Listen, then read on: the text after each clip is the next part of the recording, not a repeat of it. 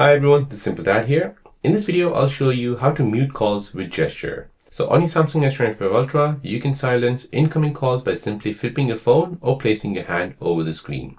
So let me show you how to do this. So first, you want to go ahead and open up the quick panel menu, tap on settings. Next, you want to go ahead and scroll down and find advanced features. Now from here, you want to find motion and gesture. So it's right here. And now here, you want to go ahead and turn on mute with gesture. So it's right here. So this will mute incoming calls and alarms by putting your hand over the screen or turning the phone facing down. So turn that feature on. So now when you get a phone call, you can go ahead and just flip it, or you can go ahead and put your hands over it, and that will basically mute your calls.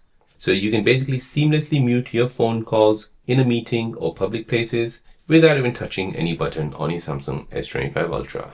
So there you go, guys. That is how to mute calls with gesture on your Samsung S25 Ultra.